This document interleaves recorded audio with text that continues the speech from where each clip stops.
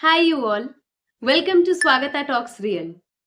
अच्छा, एक बात बताओ, होता है ना कभी कभार कि हम ऐसे रिलेशनशिप में आए हुए होते हैं और सब कुछ बहुत ही ऐसे लवी डवी सा फील होता है, हमें लगता है कि this is the best feeling of the world, इतना लव्ड फील होता है।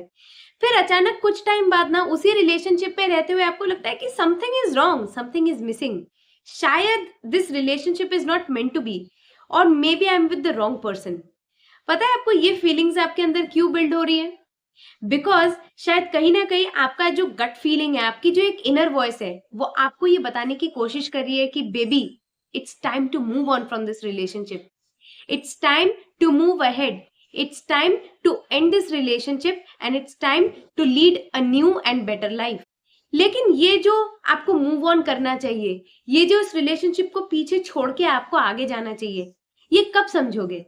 Like what is the ideal time to understand that you should move on from that relationship, और maybe what is the ideal time to move on from that toxic relationship? क्योंकि toxic relationships में या फिर कोई ऐसा relationship जहां पे आपको शायद इंपॉर्टेंस ना मिल रही हो और मे बी आप कंपैटिबल नहीं हो एक दूसरे के साथ, तो कब आपको ऐसे रिलेशनशिप से मूव ऑन करना चाहिए, इट्स वेरी इंपॉर्टेंट।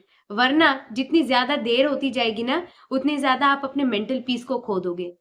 सो आज की इस वीडियो में हम यही डिस्कस करेंगे। लेकिन उससे पहले ना मेरे दोस्त, मेरे चैनल को सब्सक्राइब जरूर कर दो और ये वीडियो ना लाइक और शेयर जरूर कर देना, ताकि ऐसे बहुत लोगों को पता चले कि उनको कब ऐसे टॉक्सिक रिलेशनशिप्स में से निकल जाना चाहिए। ठीक है, आगे चलते हैं। तो पता है, जो फर्स्ट स्टेप है ना, जिससे आपको ये पता चलता है कि may be you should move on from this relationship, is when your energy is getting drained. अभी आप सोच रहे होगे कि एनर्जी ड्रेनिंग का इसमें क्या इंपॉर्टेंस है, तो मैं बताती हूँ। देखो, होता क्या है ना कि हम क्या बोलते हैं कि sun is the ultimate source of energy, है ना? तो ये तो प्रूवन है। लेकिन एक बात बताऊं, जब दो लोग रिलेशनशिप में होते हैं ना, तब वो जो एक हैप्पीनेस का पीरियड होता है, जब एक दूसरे को देखकर, एक दूसरे के प्रेजेंस में आप हैप्पी होते हो, वो पता है क्यों होता है? क्योंकि आप एक काइंड ऑफ एनर्जी डिराइव करते हो दूसरे पर्सन से। तो वो जो एनर्जी आप दूसरे पर्सन से डिराइव कर रहे हो, वो आपको हैप्पी कर रहा है।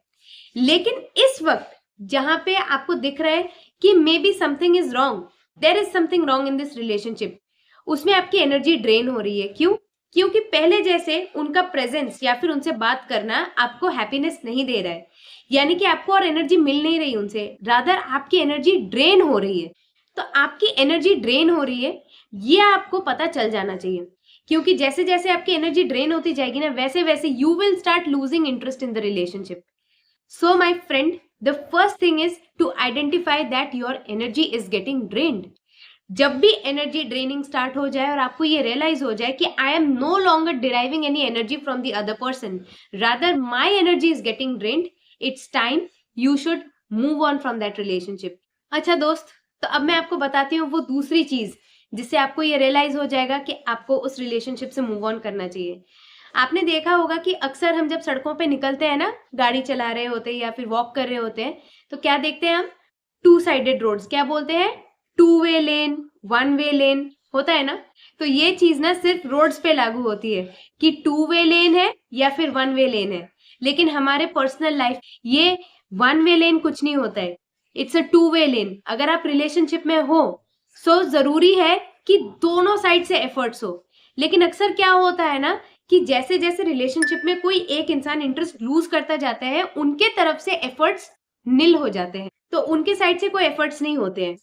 लेकिन जो दूसरा इंसान है, जिसको अभी भी होप है कि वो इस रिलेशनशिप को टिका के रखेंगे, उनके तरफ से वो एफर्ट्स डाल रहे होते हैं, तो क्या होता है? ये एक वन साइडेड एफर्ट हो रहा है। तो क्या आपको लगता है कि किसी भी रिलेशनशिप में अगर वन साइडेड एफर्ट हो तो वो रिलेशनशिप टिक पाएगा? बिल्कुल नहीं। एक रिलेशनशिप को टिकाने के लिए ना दोनों साइड से एफर्ट्स डालने बहुत जरूरी है। So when you see that it's only you putting in the efforts और दूसरे साइड से कोई एफर्ट्स नहीं आ रहे, वो आपको रियलाइज हो जाएगा। क्योंकि ह्यूमन बीइंग्स है, हमें समझ में आ जाता है कि जो दूसरा इंसान है वो एफर्ट्स डाल भी रहे हैं इस रिलेशनशिप में या नहीं, या सिर्फ आप अकेले रिलेशनशिप में एफर्ट्स डाल रहे हैं। तो द मोमेंट यू रियलाइज कि उस रिलेशनशिप में जो सामने वाला ह्यूमन बीइंग है वो आपके लिए कोई एफर्ट्स नहीं डाल रहे हैं, आप समझ जाओ कि they have lost interest in you. उनका आप में से इंटरेस्ट चला गया है और जिस इंसान ने आपके लिए इंटरेस्ट लूज कर लिया है, इज इट पॉसिबल कि आप उनके अंदर वैसे ही इंटरेस्ट को रीइग्नाइट कर पाएंगे? मुझे तो नहीं लगता, क्योंकि इंसान और इंसान का जो रिलेशनशिप है कुछ ऐसा होता है कि अगर आपका किसी की ओर अट्रैक्शन या फिर किसी की ओर जो आपकी जो अफेक्शन है वो अगर सेम वे में रहती है ना, तो आप एफर्ट्स डालेंगे, आप जरूर डालेंगे एफर्ट्स, लेकिन जैसे जैसे आप एफर्ट्स कम कर देते हो ना, इसका मतलब है कि उस इंसान का इंपॉर्टेंस आपके लाइफ में कम होता जा रहा है। तो डोंट बी दैट पर्सन जो सिर्फ वन साइडेड एफर्ट्स डाल रहे हो।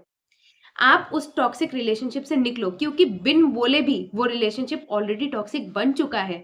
शायद आप जोर जोर से बोल नहीं पा रहे हो या फिर कोई चिल्ला चिल्ला के नहीं बोल रहे कि ये रिलेशनशिप टॉक्सिक हो चुका है, but it is a toxic relationship. अच्छा, अब मुझे एक चीज बताओ, जब दो लोग रिलेशनशिप में होते हैं तो जब हम एक दूसरे के बारे में सोचते हैं तो what are the things that should come in our mind? अच्छी बातें हमारे दिमाग में आनी चाहिए, है ना?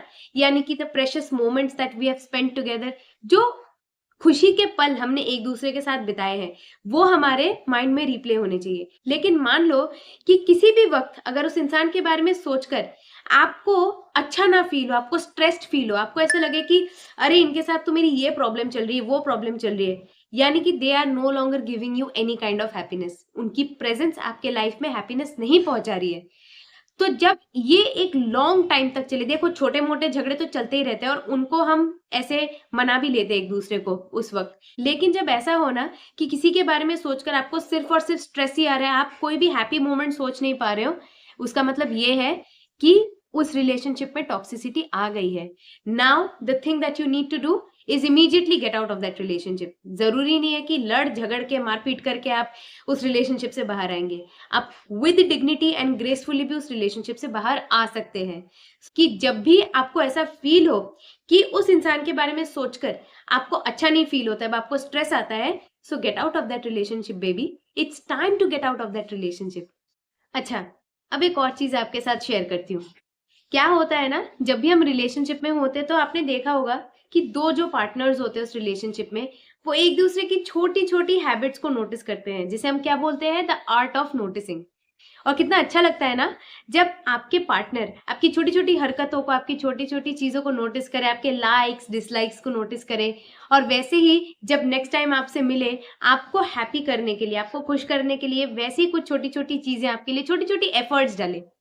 लेकिन जब किसी रिलेशनशिप में आप दुखी हो, आप अपने आप को एक्सप्रेस नहीं कर पा रहे हो, आप किसी चीज के थ्रू गुजर रहे हो, आप किसी प्रॉब्लम के थ्रू गुजर रहे हो, लेकिन जो आपके पार्टनर है वो उस चीज को नोटिस नहीं कर पा रहे हैं, यानी कि आपके चेहरे पे आए उस दुख को आपके पार्टनर नोटिस नहीं कर पा रहे, it means that they know longer find interest in you. क्योंकि अगर उनको आप में इंटरेस्ट होता तो आप दुखी हो या आप दुखी नहीं हो, उस चीज को वो आपके फेस से ही रीड कर लेते, लेकिन आज के वक्त वो रीड नहीं कर पा रहे उस चीज को। क्यों?